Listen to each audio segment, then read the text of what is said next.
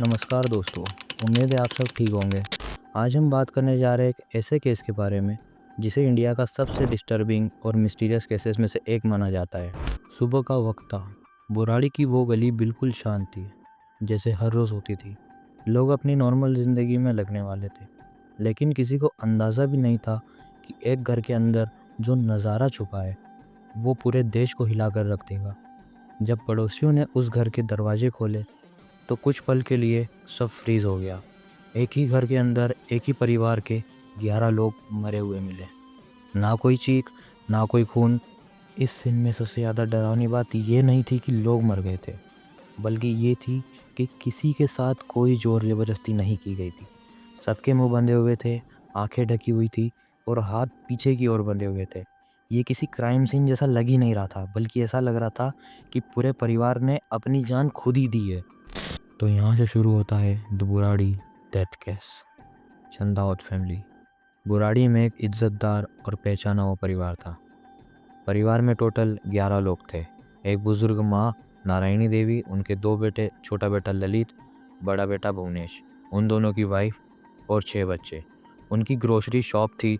मोहल्ले में सब उन्हें अच्छे से जानते थे। 3 जनरेशन एक ही छत के नीचे रहती थी। रोज़ पूजा पाठ, डिसिप्लिन और फैमिली बॉन्डिंग। बाहर से देखने पर सब कुछ बिल्कुल परफेक्ट लगता था। किसी ने भी ये नहीं सोचा था कि इस घर के अंदर कुछ ऐसा पल रहा है जो एक दिन पूरे परिवार को ख़त्म कर देगा। इस कहानी का सेंट्रल कैरेक्टर था ललित चंदावत। साल 2007 में ललित के साथ एक दर्दनाक हादसा हुआ। उस हादसे के बाद ललित का बिहेवियर धीरे धीरे बदलने लगा।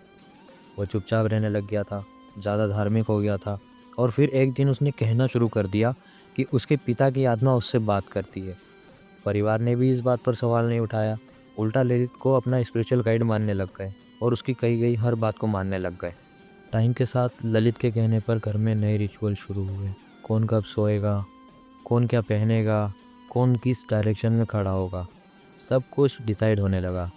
परिवार का लॉजिक धीरे धीरे ख़त्म होता गया और उसकी जगह ले ली अंधविश्वास ने। फिर आई 1 जुलाई 2018 की रात। उस रात परिवार के सारे लोगों ने एक जैसे कपड़े पहने। सबके मुंह बंधे हुए थे, सबके हाथ बंधे हुए थे।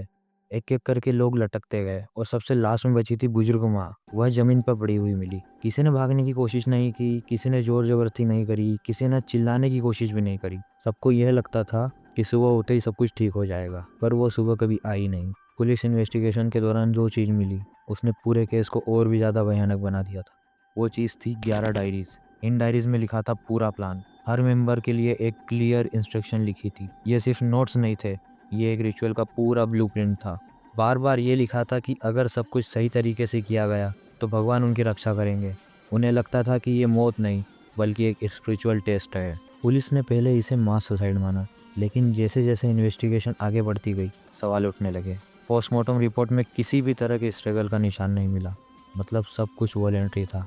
लेकिन क्या ये सच में उनकी अपनी मर्जी थी? डॉक्टरों ने इस केस को शेयर्ड साइकोसिस का एग्जाम्पल बताया, जहां एक इंसान का भ्रम पूरे ग्रुप की रियलिटी बन जाता है। ललित का डिल्यूजन पूरे परिवार का एक सच बन चुका था। अंधविश्वास, डर और इमोशनल डिपेंडेंसी ने उन्हें रियलिटी से पूरी तरह दूर कर दिया था। बुराड़ी डेथ केस सिर्फ एक क्राइम स्टोरी नहीं, यह एक वार्निंग है। सबसे खतरनाक चीज़ बंदूक या चाकू नहीं होती, अंधविश्वास होता है। जब हम सवाल करना छोड़ देते हैं, जब हम लॉजिक को फेथ के नीचे दबा देते हैं, तब अंजाम बहुत भयानक हो सकता है। अगर आपके पास कोई भी रियलिटी से डिस्कनेक्ट हो रहा हो या फिर एक्सट्रीम सोच में डूबा हो तो उसे इग्नोर मत कीजिए, क्योंकि कभी कभी खामोशी 11 लाश बना देती है। अगर आपको ये वीडियो इन्फॉर्मेटिव लगी तो वीडियो को लाइक करें, चैनल को सब्सक्राइब करें और कमेंट में लिखें नेक्स्ट केस कौन सा।